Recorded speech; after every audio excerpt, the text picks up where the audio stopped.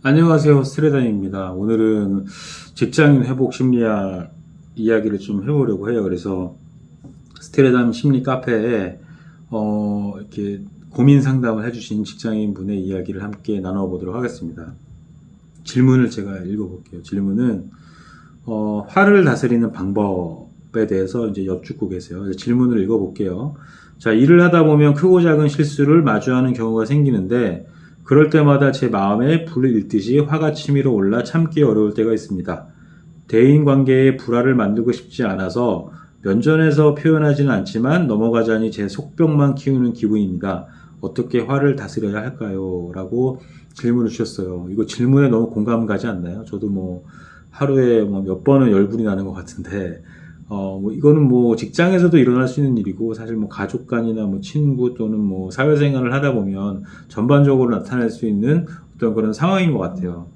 제가 좀 드리고 싶은 말씀은 사실 저도 어떻게 보면 예전에 되게 다혈질이었고 정말 성격이 그대로 드러나는 어떤 그런 좋지 않은 습관이 있었는데 제가 글쓰기를 하면서 좀 많이 좀 개선이 된 것 같아요. 그래서 그 방법에 대해서 한번 제가 설명을 드릴게요. 제가 어떻게 이분께 좀 솔루션을 드렸냐면, 일단은 이 질문자님을 보시면 대인관계에 불화를 만들고 싶지 않아서 면전에서 표현을 하지 않고 있다고 하셨어요. 근데 그렇게 보면 정말 큰 인내심을 갖고 있는 게 아닐까라는 생각을 해요. 사실 저는 예전에 있는 그대로 다 말하고 약간 인상 찌푸리고 쓰고 했던 기억이 나거든요.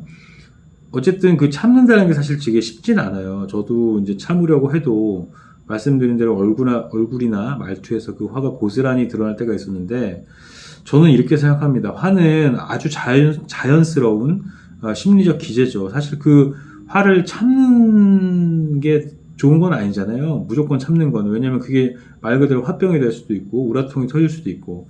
그래서 사실 분노라는 것은 특히 포유류에게 있어서 진화의 과정에서 생존의 확률을 높이는 아주 중요한 어떤 반응이었습니다. 그래서 인간은 다른 동물과는 다르게 문명과 사회를 이루어가면서 자연스럽게 그 화와 분노를 제한하고 이제 다스리는 법을 습득해 왔는데요. 근데 좀 부작용이 있죠. 그러다 보니까 자연스럽게 해야 되고, 화날 땐 화나고 웃을 땐 웃어야 되는데, 그게 좀 제약이 이제 심해진 거죠. 그래서 이제 그러다 보니까 현대인에게는 속병이나 화병이 생기게 되는 거고요.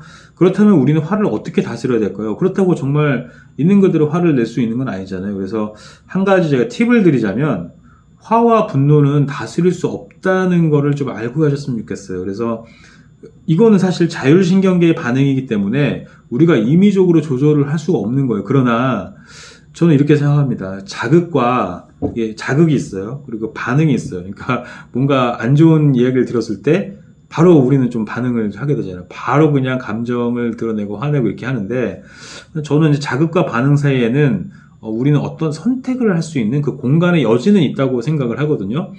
충분히 화가 치미는데도 대인관계에 불화를 만들고 싶지 않아서 라는 이성을 개입시키면 화낼 것인지 아닐 것인지를 좀 고르는 거잖아요. 좀 약간 마음은 이제 안 좋더라도. 근데 그렇다면 이 찰나의 순간에 조금은 내게 도움이 되는 선택을 해야 되는 건데 어떻게 할 거예요? 사실 이 찰나의 순간에 뭔가를 선택하기는 쉽지는 않은 거거든요. 그래서 뭐냐면 자극과 반응 사이에 공간을 늘려야 되고 그 시간의 길이를 늘리는 게 이제 관건이겠죠. 그래서 저는 이제 직장 생활에서 커뮤니케이션 할 때 메시지와 감정을 구분하려고 노력을 해요. 그러니까 예를 들면은, 정말로 이렇게 하면은 올바른 선택이라기보다는 완벽한 선택이라기보다는 그래도 나를 위해서 좀 더 나은 선택을 할 수 있다고 저는 생각을 해요. 그 가능성이 더 높아지는 거죠. 그러니까 예를 들어서 누군가 기분 나쁜 말을 했을 때, 당장 기분은 나쁘지만 그 안에서 메시지를 찾으려고 노력해보는 거죠. 아, 저렇게 화를 내는 이유는 내가 무슨 실수를 했기 때문일 수도 있구나. 뭐, 이렇게 생각을 해보는 거죠. 또는 반대로, 누군가 실수를 했다고 한다면, 나 잘못되라고 일부러 저러는 건가라는 생각보다는, 뭐, 그럴 수도 있지. 뭐, 나도 실수하니까, 라면서, 마음을 안정시킨 후에 실수한 부분에 대해서 이야기하고, 그러니까 전하고 싶은 메시지를 얘기하는 거죠. 그러니까 화만 내는 게 아니라, 내가 화가 나는 이유가 있을 거잖아요. 그러니까 상대방이 이렇게 했으면 좋겠다라는 메시지를 담고 있을 거니까 그 메시지를 전달하려고 노력을 하는 거죠. 뭐 앞전에 예를 들어 보면은 뭐 팀장님이나 뭐 내 상사가 뭐 일 이따위로 할래라고 소리 지르면 바로 기분이 나쁘니까 뭔가 되게 안 좋은 액션을 취할 수 있잖아요. 근데 이 공간을 늘려보면 아까 제가 말씀드린 대로 잠깐만 근데 뭐 기분 나쁜 건 기분 나쁜 거고 그러니까 감정은 감정이고 메시지를 찾아보면 내가 뭔가 잘못한 부분이 있으니까 저러겠지라고 하면서 자신을 돌아보는 거죠. 그러면은 이 선택의 순간이 이제 길어진다는 거죠. 이렇게 되기까지 사실 저도 수많은 우여곡절을 겪었습니다. 그러니까 결론은 사실 화를 내봤자 제 손해라는 겁니다. 그러니까 우리가 화병이 생길 정도로 화를 내지 말아야 된다 이렇게 생각한다기보다는 화를 내므로써 우리가 얻는 불이익이 너무나 많기 때문에 그 공간, 그러니까 자극과 반응 사이의 공간을 늘려서 나에게 조금이라도 나은 방향으로 선택을 하자는 게 사실 제 메시지거든요. 그래서 이제 감정과 메시지를 분리해서 생각을 해보면 그 여지가 넓어질 수 있다라고 말씀드리는 거고요. 화를 내거나 분노에 차오르면 건강에 좋지 않다는 이야기는 많이 들었을 거예요. 그래서 혈압이 높아지고 혈관이 응축되면서 행복 호르몬이라고 불리는 세로토닌이 급격하게 줄어들거든요, 실제로.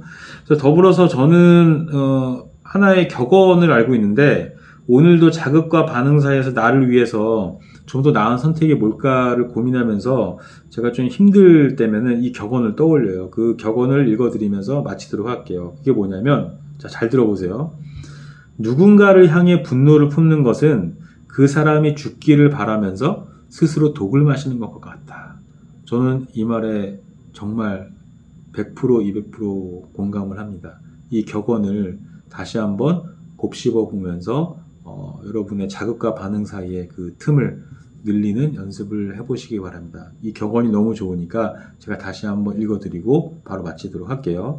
누군가를 향해 분노를 품는 것은 그 사람이 죽기를 바라면서 스스로 독을 마시는 것과 같다. 여러분의 자극과 반응 사이에 그 큰 갭을 만드는 것을 진심으로 응원합니다. 저도 많이 노력해야 될 것 같아요.